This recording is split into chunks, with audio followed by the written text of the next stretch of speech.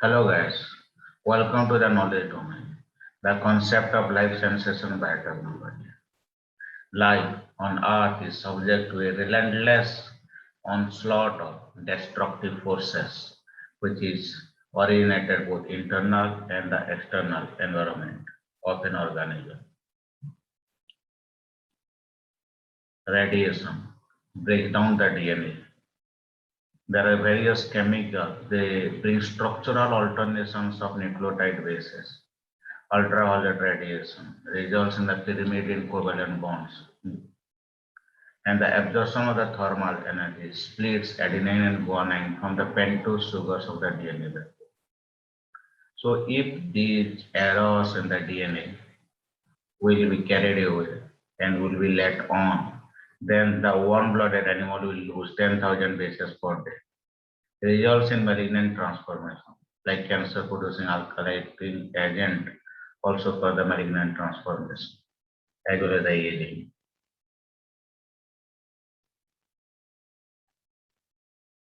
DNA repair takes the participation of chromatin reshaping machines like histone modifying enzymes, nucleosome remodeling complexes. These are the various DNA repair mechanisms that we are going to discuss in this lecture. The first one, the proofreading, nucleotide excision repair, base excision repair, mismatch repair. The double-stranded breakage repair can be done by the non-homologous end joining or the homologous direct repair or the homologous recombination. So first coming to the proofreading. When an incorrect nucleotide is incorporated by DNA polymerase 1, like here, the enzyme stalls, it does not move forward. The newly synthesized strand and has an increased tendency to separate from the template, like here it will separate from the template and form a single stranded 3' terminus.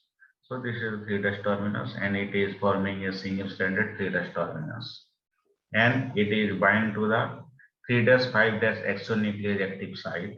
And here this mismatched nucleotide will be removed. Then the DNA polymerase 3 or the DNA polymerase here, by they replace this by exonuclease activity, they replace this the mismatched nucleotide with the correct one. So this proofreading activity is immediate and it happens during the DNA replication, and it increases the fidelity of the DNA replication. 99 out of the 100 mismatch bases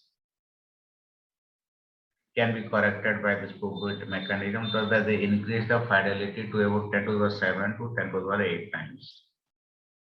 So we know that DNA is the genetic material. So the DNA replication has to be preserved because everything of the organism information is stored in the DNA.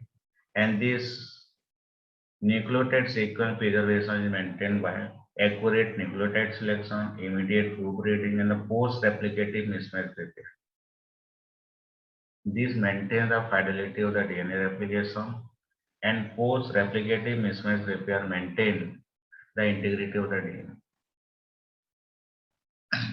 So coming to the nucleotide excision repair, this is a cut and patch mechanism. It removes a variety of bulky lesions, means which is post-translation modified, like the pyrimidine dimer or the nucleotide chemical group. So here you can see there is a thymine dimer. So the XPC, it recognizes this thymine dimer, and the translation factor 2S like XPB and the XPD, they have the helicase activity. So they will unwind the DNA in this area. And after unwinding this one, at the 3' end, the XPG will bring a cleavage here or the nick in this single strand. On the 5' side, the XPF ERCC1 will bring a cut. So after that, this digested mismatch and having the thymine dimer will be removed, and this place will be replaced with the proper complementary nucleotide with the DNA polymerase delta and the epsilon, where theta-OH is the correct nucleotide will be added, and this gap will be sealed by the DNA ligase 1. So this is happening during the replication. The initiation of this nucleotide excision repair is triggered by stalled RNA polymerase. And when there is no replication and there is a dimer like this or any bulky group, then it is corrected by the global genomic pathway. So that is elsewhere where there is no replication is taking place or the transcription is taking place. So next is the base excision repair. Here the cytosine became the uracil because of the hydrolytic group is removed from the cytosine. This will be recognized by the DNA glycosylase. There are the other modifications like the 8-oxoguanine that we have discussed here, as well as the 3-methyladenine.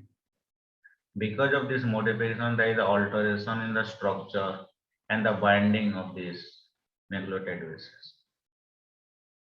So this uracil will be removed by the uracil DNA glycosylase, you can see here. And similarly, this is the oxoguanine. So this is the enzyme HOGG1. It will scan the entire DNA to find whether the oxygen oxo group is there in the guanine. And when it is scanning, you can see here there is a 180-degree flip of the each guanine residues. And once it is oxo, it is fitting to the active site. And once it is fitting to the active site, this will be removed. And here you can see this is the proper guanine. When it is a proper guanine, it will not fit to the active site, so it will not be removed and it will be skipped. So like this HOGG1, it will scan the entire DNA and it will identify each of the oxoguanine. And once this is identified, this will be clicked. So after that cleavage, you can see there is a phosphate group here and there is a pentose sugar here. Both in case of the 8-oxoguanine as well as the 8-uracil removal, and this will be removed by the phosphodiesterase activity of the DNA polymerase beta. So it will lead to the exposed phosphate of the next nucleotide. So after that, the vacant nucleotide will be replaced by the polymerase activity of the DNA polymerase beta G by the C, which was uracil in the beginning. And after that, this break will be ligated by the DNA ligase 3. And finally, we have the corrected DNA. Then the mismatch repair. Cells can remove the mismatch bases that are incorporated by the DNA polymerase and escape the enzyme proofreading exonuclease by the mismatch repair mechanism. A mismatch base repair causes a distortion in the geometry of the double helix that can be recognized by repair enzyme. So in case of the E. coli, the presence of the methylated adenosine determines that which is the right strand or the parental strand. So which is non-methylated, that is the new strand. So if there is any alteration in the new strand which is unmethylated, those nucleotides will be corrected by this mismatch repair mechanism. And coming to the double-stranded breakage repair, ionizing radiation like the X-rays, gamma rays, and the particles released by the radioactive atoms, as well as the chemicals like the bleomycin, they can bring the double-stranded break here. So at this open site, the Ku protein will bind. That will recreate the DNA PKCS. And after that, these two will be joined. This is the non-homologous end joining. In this, there is the insertion, there is the deletion, there is a change in the sequence of the nucleotide in the DNA. And this is a Savage repair. So because of the non-homologous end joining, there is a new mutation there arises. But this is because source, so it is a emergency repair mechanism. Then coming to the double stranded break repair led to the homologous direct repair that you will study in the meiosis also, the crossing over. So like the crossing over, in case of when there is a template available, then it results in the homologous recombination, and this is called the homologous direct repair or the homologous recombination. So this is one chromosome having the two sister chromatids. This is another chromosome. This is the homologous chromosome. So each of them had the two sister chromatids. So there is a double stranded break here in both chromatids of the one homologous chromosome. Then there is the 5'3' exonuclease activity results in the hanging over of the breakage points.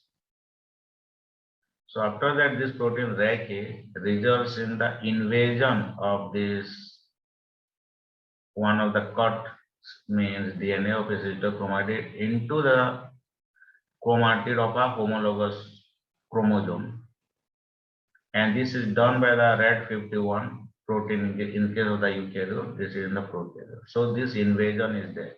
So this is one chromosome, sister chromatid. So one DNA will go and hybridize or make base pairing with the DNA of the chromatid of the homologous chromosomes. Then there is a synthesis of the DNA from the 3'OH taken as the site from where the addition of the nucleotide takes place in both cases. And in this case, you can see there is a 2S-like structure. This is called the Holiday junction. It was discovered by the Robin Holiday in 1964. That's why it is called the Holiday junction. And there is a branch migration of this Holiday junction. It can go in either directions. And the way there will be cleavage in this case, the final product will be determined. Like in this case, you can see this is the entire chromatid here, and only a portion of the chromatid of the homologous chromosome is affected. There is non-crossover. This is called a non-crossover. Similarly, you can see in the homologous chromosome also, this portion is shifted. But in this case, you can see wherever there is a break, double stranded break of the DNA, the remaining portion of this chromatid is from the homologous chromosome. Similarly, in this case also, the remaining portion of the chromatid is from the homologous chromosome, and this is called a crossover. Thank you.